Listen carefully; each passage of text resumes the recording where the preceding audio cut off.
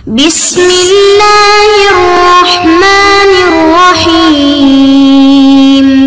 بسم الله الرحمن الرحيم وبه نستعين وهو خير معين وصلى الله على نبينا محمد وآله الطاهرين. فاضل طلاب کرام، السلام علیکم ورحمۃ اللہ وبرکاتہ۔ آج کے سبق میں ہم شہید کا نظریہ اقتران بیان کریں گے۔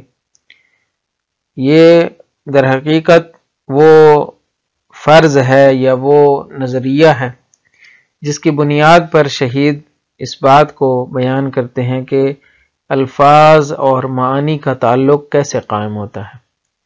تو شہید آج بیان کریں گے کہ یہ عام ذہنیت سازی اور تشکیل ذہنیت کا عمل ہے، اور عام جو تشکیل ذہنیت ہے وہ ان دو چیزوں کے وسیلے سے انجام پاتی ہے۔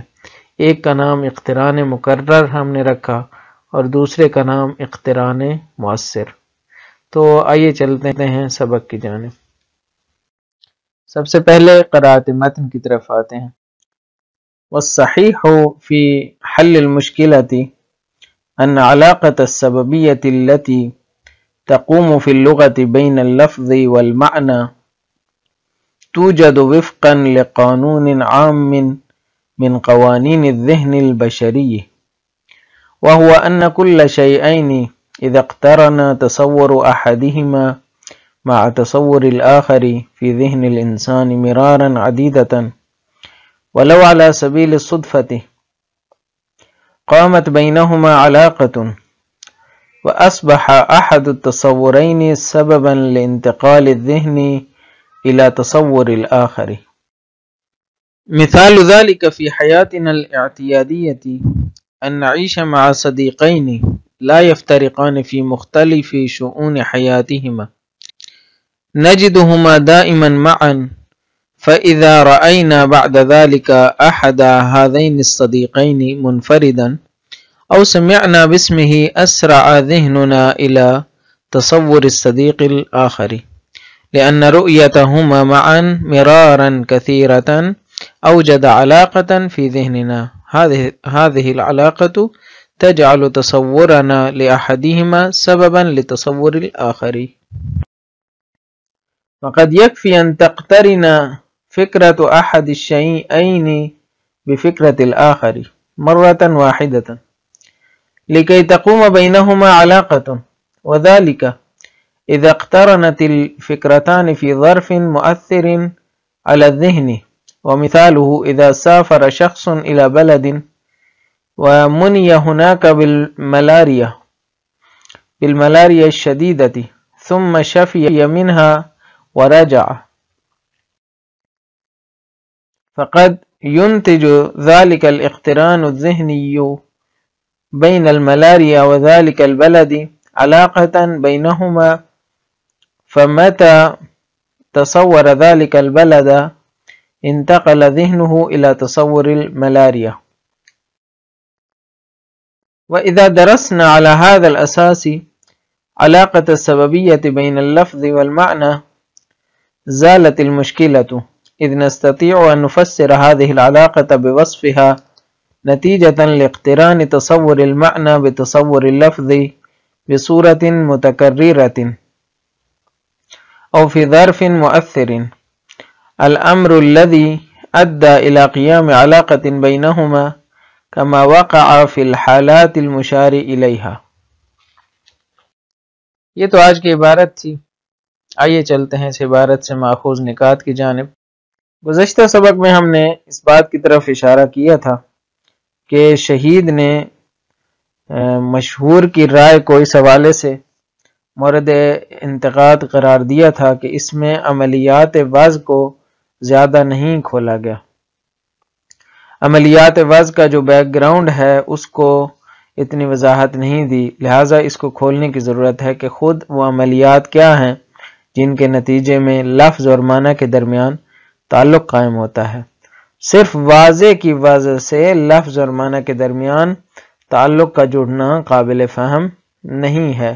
شہید کا یہ مدعا ہے کہ صرف واضح ایک ایسی چیز کے درمیان کے جو آج تک جن کے درمیان کوئی تعلق نہیں تھا، ٹھیک ہے، لفظ اور معنی، لفظ مثلا ایکس، معنی مثلا وائی، تو ان کے درمیان کوئی تعلق نہیں ہے، تو اچانک سے واضح نے وضع کیا اور یہ تعلق جڑ گیا، تو یہ کیسے ہوا؟ کہتے ہیں کہ یہ قابل فہم نہیں ہے، اس کے لیے ہمیں ایک پروسیجر کو متصور ہونا ہوگا، تصور کرنا ہوگا کہ وہ پروسیجر کیا ہے، عملیات وضع کیا ہے۔ تو شہید ایک مفروضہ دے رہے ہیں اور نظریہ دے رہے ہیں کہ جس کو اقتران مؤثر اور اقتران مکرر کہا جاتا ہے، تو آج ہم اس کی طرف بڑھتے ہیں۔ شہید رحمۃ اللہ علیہ کی نظر میں الفاظ اور معانی کے درمیان جو تعلق قائم ہوتا ہے وہ ایک ذہنی تعلق ہے۔ الفاظ اور معانی کے درمیان جو تعلق قائم ہوتا ہے وہ ذہنی تعلق ہے۔ اب جب ذہنی تعلق ہے تو اس کے لیے شہید جو نظریہ دے رہے ہیں وہ بھی ذہنی تعلق ہی کے متعلق ہے، ذہنیت سازی کے متعلق ہے۔ شہید کہتے ہیں کہ عام حالات میں انسان کی جو ذہنیت سازی ہوتی ہے، ذہنیت تشکیل پاتی ہے، اس کا عمل کیا ہے، اس کا پروسیجر کیا ہے؟ وہ جس عمل سے گزرتی ہے، لفظ اور معنی کے درمیان بھی جو مؤثر رابطہ ہے وہ بھی اسی ذہنیت سے تشکیل پاتا ہے۔ بس ہمیں دیکھنا ہوگا کہ وہ جو ذہنیت سازی کا پروسیجر ہے وہی لفظ اور معنی کے درمیان بھی قائم ہے۔ بس ذہنی تعلق جو الفاظ اور معانی کے درمیان جڑتا ہے، ہم نے اس کو دیکھنا ہے کس سیاق و سباق میں، کس تصویر میں ہم نے دیکھنا ہے؟ ہم نے عام جو ذہنیت سازی کا عمل ہے، ذہنیت تشکیل پانے کا عمل ہے، وہاں جا کے دیکھنا ہے۔ وہی عمل یہاں الفاظ اور معنی میں بھی آئے گا۔ تو آئیے چلتے ہیں عام ذہنیت سازی کے عمل کو دیکھتے ہیں۔ شہید کہتے ہیں ذہنیت تشکیل پانے کے دو عام طریقے ہیں۔ ذہنیت تشکیل پانے کے دو عام طریقے ہیں۔ سب سے پہلا طریقہ اقتران مکرر کا ہے۔ اقتران یعنی ملا ہوا ہونا، مکرر یعنی بار بار، یعنی آپ جب دو چیزوں کو بار بار دیکھتے ہیں کہ وہ ایک ساتھ ہیں، دو چیزوں کو آپ جب ایک ساتھ دیکھتے ہیں اور بار بار دیکھتے ہیں تو اس کو کہتے ہیں اقتران مکرر۔ اقتران مؤثر یعنی آپ دو چیزوں کو ایک ساتھ دیکھتے ہیں لیکن بار بار نہیں دیکھتے، لیکن حالات ایسے ہیں کہ اس کا ذہن پر نقش بند جاتا ہے۔ مؤثر حالات میں آپ اقتران مشاہدہ کرتے ہیں لیکن حالات اتنے مؤثر ہیں کہ ایک ہی بار دیکھنے سے آپ کا ذہن تشکیل پا جاتا ہے، ذہن میں شکل بن جاتی ہے، اس کو کہتے ہیں اقتران مؤثر۔ تو آئیے اس کی مثالیں دیکھتے ہیں۔ اقتران مکرر کی مثال جو ہے، جس طرح میں نے اس کی وضاحت کر دی ہے کہ دو چیزوں کو بار بار ایک ساتھ دیکھنا، اس کی ایک مثال یہی قلم اور دوات کی ہے۔ قلم اور دوات کی ہے کہ ہمارے ہاں جب ہم بچپن میں اسکول جاتے تھے قلم اور دوات کا سسٹم تھا، تو جب بھی ہم قلم نکالتے تھے اور املا لکھنے کے لیے بیٹھتے تھے تو دوات بھی ساتھ میں نکالنی پڑتی تھی، کیونکہ قلم خشک ہوتی ہے اور اس کی نوک کو تر کرنے کے لیے دوات کی ضرورت ہوتی ہے۔ تو قلم اور دوات کو بار بار ہم ایک ساتھ ہی دیکھتے تھے۔ اس سے کیا ہوتا ہے؟ اس سے یہ آتا ہے کہ اب ہمارے سامنے جب بھی قلم کا ذکر آتا ہے تو دوات بھی فوراً ذہن میں آ جاتی ہے۔ کیسے ذہن میں آئی؟ حالانکہ قلم قلم ہے، دوات دوات ہے، اس لیے کہ اس کے اندر اقتران مکرر پایا جاتا ہے، ہماری ذہنیت تشکیل پا گئی۔ ہم نے دیکھا کہ جب بھی ہم قلم نکالتے ہیں تو دوات ساتھ میں نکالتے ہیں، اس لیے جب بھی قلم کا ذکر ہوتا ہے دوات کا ذکر بھی آ جاتا ہے۔ ایک مثال جو کتاب میں ہے وہ دوستوں کی ہے۔ مثلا ہم فرض کر لیتے ہیں ان دو دوست ہیں، ایک کا نام زاہد ہے، دوسرے کا نام عابد ہے۔ یہ ہمیشہ ایک ساتھ رہتے ہیں، تو آپ ان کو جب بھی دیکھتے ہیں یہ ہمیشہ ایک ساتھ ہیں، کھیل رہے ہیں، ایک ساتھ ہیں، کلاس میں ایک ساتھ جاتے ہیں، واپس ایک ساتھ آتے ہیں، بس جس طرح کہتے ہیں نا لنگوٹیا یار ہیں یہ آپس کے۔ تو ایک دن آپ زاہد کو اکیلا دیکھتے ہیں تو کیا کہیں گے؟ فوراً پوچھیں گے کہ عابد کہاں ہے بھائی؟ زاہد مثلا اکیلا ہے تو آپ اس سے پوچھیں گے عابد کہاں ہے؟ کیوں پوچھ رہے ہیں؟ جبکہ وہ کوئی مثلا ایک ساتھ جڑے ہوئے تو نہیں ہے، ٹھیک ہے نا. تو یہ کیوں پوچھا جا رہا ہے اکیلے ہونے سے؟ کیوں؟ اس کی وجہ ذہنیت ہے. ذہنیت کیسے تشکیل پائی؟ اقتران مقرر کی وجہ سے. بار بار آپ نے دیکھا کہ یہ دونوں ایک ساتھ ہیں. اب جب جدا ہو گئے تو آپ کے ذہن میں یہ سوال آتا ہے کہ کیوں جدا ہوئے. تو یہ اقتران مقرر ہے جو علاقہ ایجاد کرتا ہے، تعلق کو وجود میں لاتا ہے، ذہنی تعلق کو وجود میں لاتا ہے. دوسرا کیا ہے؟ اقتران مؤثر. اس کی بہت سی مثالیں ہو سکتی ہیں. مثلا آپ کسی شہر میں جاتے ہیں، وہاں ایک وبا پھیلی ہوتی ہے، تو آپ بھی اس میں خدا نخواستہ مبتلا ہو جاتے ہیں. مثلا ملیریا کی بیماری ہے جس کو شہید نے مثال دی ہے. تو کہتے ہیں کہ مثلا آپ کے جو خاطرات ہیں یقیناً اس بیماری کے ساتھ کیا ہیں؟ جڑے ہوئے ہیں.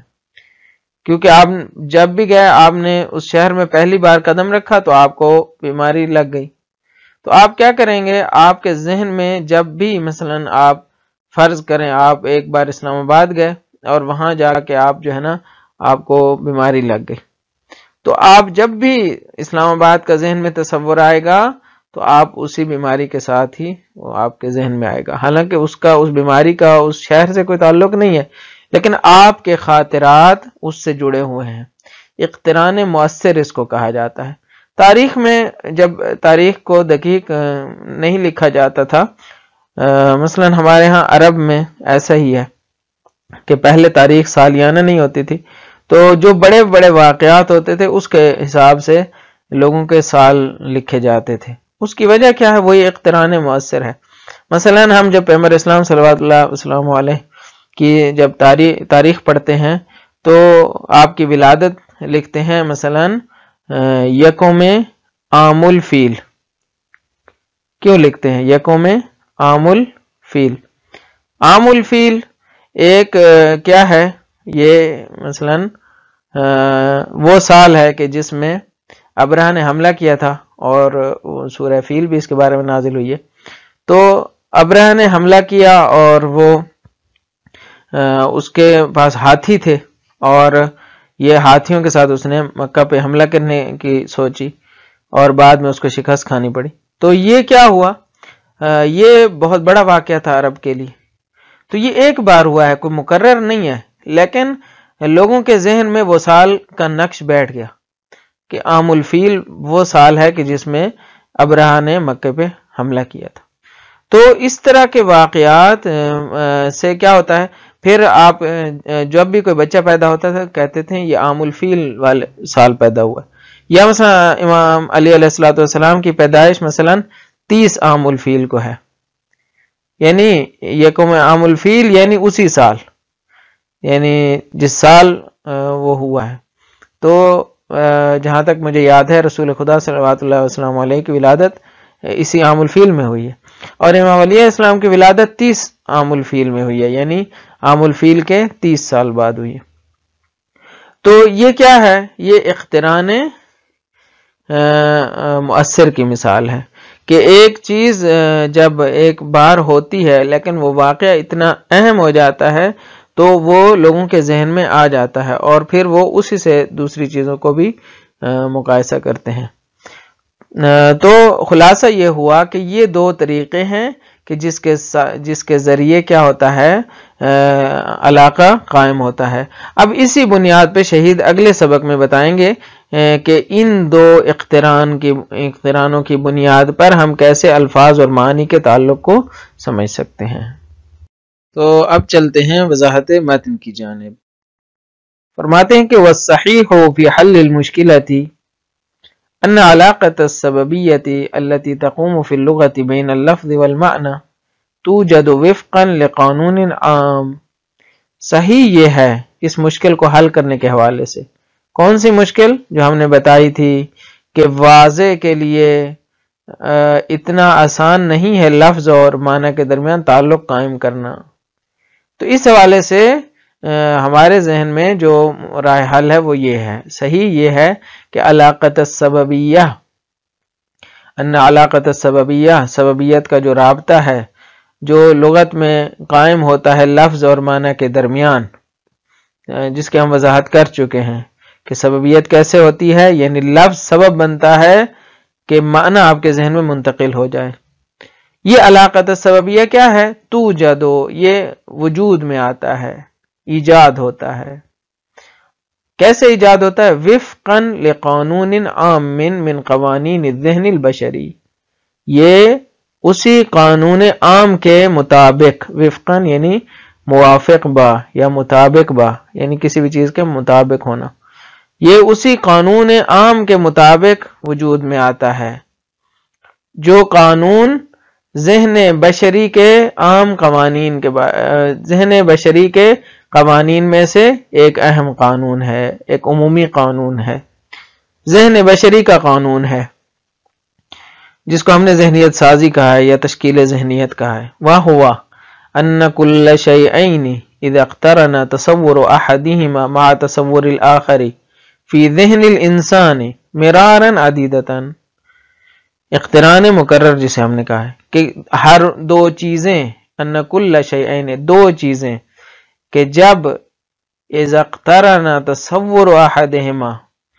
ایک کا تصور مقترن ہو جائے، ملا ہوا ہو دوسری چیز کے تصور کے ساتھ انسان کے ذہن میں، مرارن عدیدتن، چندین بار، کئی ایک بار، یہ دونوں ایک ساتھ ملے ہوئے ہوں، کئی ایک بار یہ آپس میں ایسے ہی ملے ہوئے ہوں، بار بار یہ ایک ساتھ اقتران رکھتے ہوں، اگرچہ یہ اقتران صدفتن ہو، کوئی اس کے اندر وہ رابطہ ذاتی نہ ہو، ولو علی سبیل الصدفت، اگرچہ یہ اقتران اتفاقی ہی کیوں نہ ہو، قامت بینہما علاقتن، تو کیا ہو جائے گا؟ ذہن میں ان دونوں کے درمیان تعلق بنے گا، وَأَصْبَحَ أَحَدُ التَّصَوُّرَيْنِ سَبَبًا لِانْتِقَالِ الذِّهْنِ إِلَى تَصَوُّرِ الْآخَرِ، تو اس علاقے کے نتیجے میں، اس تعلق کے نتیجے میں کیا ہوگا؟ ایک کا تصور باعث بنے گا، سبب بنے گا کہ ذہن منتقل ہو دوسرے کے تصور کی طرف، جس طرح ہم نے قلم اور دوات کی مثال دی، کیونکہ قلم اور دوات کے درمیان جو رابطہ ہے یہ بھی ذاتی نہیں ہے، اس کو مثلا ذاتی جب نہیں کہیں گے تو صدفتن کہیں گے، کیونکہ یہ تصادفی ہے، یہ عام معنی میں تصادفی نہیں ہے، لیکن فلسفی انداز میں اس کو کہیں تو صدفی، تصادفی بنے گا، کیونکہ اس کا کوئی منطقی تصور نہیں ہے۔ مثلا آپ ابھی جو جدید قلم آ رہی ہیں تو اسی کے اندر ہی کیا ہوتی ہے، وہ آتی ہے دوات آ جاتی ہے، اسی کے اندر ہی مثلا جو پین آ رہے ہیں یا جو باقی جدید آلات سے بنے ہوئے قلم آ رہے ہیں تو اس کے اندر خود ہی وہ دوات ڈال دیتے ہیں، سیاہی ڈال دیتے ہیں، تو کوئی ضرورت پیش نہیں آتی۔ تو بس قلم اور دوات کا جو تصور ہمارے ذہنوں میں ہے وہ تصادفی تصور ہے۔ مثال ذالک فی حیاتنا الاعتیادیہ، عادی زندگی میں اس کی مثال کیا ہے کہ ان نعیش مع الصدیقین، ہم دو دوستوں کے ساتھ رہتے ہیں، ان کو دیکھتے ہیں کہ لا یفترقان، جو آپس میں جدا نہیں ہوتے، فی مختلف شؤون حیاتہما، اپنی زندگی کے مختلف شؤون میں، مختلف چیزوں میں، مثلا کلاس ایک ساتھ پڑھتے ہیں، کھیلتے ایک ساتھ ہیں، نجدہما دائما معا، ہم دیکھتے ہیں کہ وہ ہمیشہ ایک ساتھ رہتے ہیں، فَإِذَا رَأَيْنَا بَعْدَ ذَلِكَ أَحَدَ هَذَيْنِ الصِّدِيقَيْنِ، جب اس کے بعد ہم ایک دن دیکھیں کہ ان میں سے ایک موجود ہے منفردن، اور وہ تنہا ہے، اکیلا ہے، اور سمعنا باسمہ، یا کہیں ایک کا نام سنیں، تو اسرع ذہننا الی تصور الصدیق الاخر، تو ہمارا ذہن دوسرے دوست کی طرف جائے گا۔ کیوں؟ لأن رؤیتہما معا مرارا کثیرتا اوجد علاقتا فی ذہننا، کیونکہ ان دونوں کو کئی بار ایک ساتھ دیکھنے کی وجہ سے ایک رابطہ وجود میں آیا ہے، ایک رابطہ وجود میں آیا ہے ہمارے ذہن میں، علاقتاً فی ذہننا، اس دیکھے جانے نے ایجاد کیا ہے ایک تعلق کو ہمارے ذہن میں۔ لفظی ترجمہ کرتا ہوں تاکہ کسی کو اگر لفظی ترجمے کی ضرورت ہو تو اس طرح سے، لیکن محاوراتی ترجمہ اور اقتضاد رکھتا ہے۔ مثلا ہم کہہ سکتے ہیں رؤیتہما معا مرارا کثیرتا، یہ دیکھا جانے کیا ہے، اس دیکھے جانے کی وجہ سے تعلق وجود میں آیا ہے، لیکن چونکہ فعل یہاں پہ معلوم ہے تو ہمیں لفظی ترجمے میں معلوم ہی ترجمہ کرنے پڑے گا، اوجدہ یعنی وجود میں لایا ہے۔ هذه العلاقة تجعل تصورنا لأحدهما سببا لتصور الآخر. اس تعلق نے کیا کیا ہے، ہمارے تصور کو قرار دیا ہے کہ ہم ایک کا تصور کریں تو یہ سبب بنتا ہے کہ ہم دوسرے کا بھی تصور کریں. تو بس اس تعلق کی وجہ سے جو اتفاقی وجود میں آیا ہے باعث بنا کہ ہم ایک کا تصور کریں، مثلا زاہد کا تصور کریں تو عابد کا تصور بھی ساتھ میں آ جائے. وقد يكفي أن تقترن فكرة أحد الشيئين بفكرة الآخر مرة واحدة. کبھی کبھار کافی ہوتا ہے کہ دو چیزوں میں سے ایک کی فکر کو دوسری کی فکر کے ساتھ مقترن کریں اور ایک ہی مرتبہ مقترن کریں، تو یہ کافی ہوتا ہے. کس چیز کے لیے؟ لِكَيْ تَقُومَ بَيْنَهُمَا عَلَاقَةٌ. یہ یکفی کا متعلق ہے. کافی ہوتا ہے اس بات کے لیے کہ ان دونوں کے درمیان علاقہ جو ہے وہ ایجاد ہو جائے، قائم ہو جائے. بس مرتن واحدہ، اقتران المرۃ الواحدہ کافی ہوتا ہے. کس چیز کے لیے؟ کہ علاقہ وجود میں آ جائے. وہ کب ہوتا ہے؟ وَذَلِكَ إِذَا اقْتَرَنَتِ الْفِكْرَتَانِ فِي ظَرْفٍ مُؤَثِّرٍ، جس کو ہم نے اقتران مؤثر کا نام دیا ہے، کہ جب دو فکریں ایک مؤثر ظرف میں مقترن ہوں. اور یہ علی الذہن، یہ البتہ کرسر میں ہے تو لگتا ہے مصحح نے اضافہ کیا، اس کی کوئی ضرورت نہیں ہے. جب دو فکریں ظرف مؤثر میں ذہن میں کیا ہوں، مقترن ہوں، ذہن آپ کا ذہن جو ہے ایک ساتھ ان دونوں کو دیکھے. اور مثال ہو، اس کی ایک مثال یہ ہے کہ اذا سافر شخص الی بلد، جب کوئی شخص کسی شہر کا سفر کرتا ہے، ومونی ہناک بالملاریا، اور وہاں پہ مبتلا ہو جاتا ہے ملاریا شدیدہ، شدید ملیریا کا شکار ہو جاتا ہے. ثم شفی منها ورجع، پھر اللہ تعالیٰ اسے شفا دیتا ہے اور پھر وہ گھر واپس آ جاتا ہے. تو پھر کیا ہوتا ہے؟ فقد ينتج ذلك الاقتران الذهني بین الملاریا وذلك البلد علاقة بینهما. یہ جو اقتران ہے نا ملیریا اور اس شہر میں، ذہنی ہونا ضروری نہیں ہے، یعنی یہ جو بیرونی اقتران تھا، یہ جو اقتران تھا ملیریا میں اور اس شہر میں، اس نے دیکھا کہ یہاں پہ کیا ہے، ملیریا اور یہ شہر ایک ساتھ ہیں، کیونکہ وہ وہاں گیا تو فوراً اس کو ملیریا ہو گیا. تو یہ جو اقتران تھا جو منتقل ہوا اس کے ذہن میں بھی، ظاہر ہے اقتران خارجی سے اقتران ذہنی بنا. تو یہ اقتران ذہنی جو ملیریا اور اس شہر میں تھا، اس نے نتیجہ دیا کس چیز کا؟ علاقتاً بینہما، کہ اس کے ذہن میں ایک تعلق قائم ہو گیا. فَمَتَى تَصَوَّرَ ذَلِكَ الْبَلَدَ انتقل ذہنُ إِلَى تَصَوُّرِ الْمَلَارِيَا.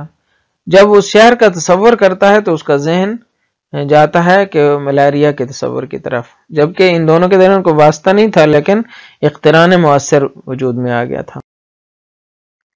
وَإِذَا دَرَسْنَا عَلَى هَذَا الْأَسَاسِ عَلَاقَةَ السَّبَبِيَّةِ بَيْنَ اللَّفْظِ وَالْمَعْنَى، جب ہم اس بنیاد پر جو ہم نے بیان کر دی ہے علاقہ سببیت کا مطالعہ کرتے ہیں جو لفظ اور معنی کے درمیان ہے، تو مشکل زائل ہو جائے گی.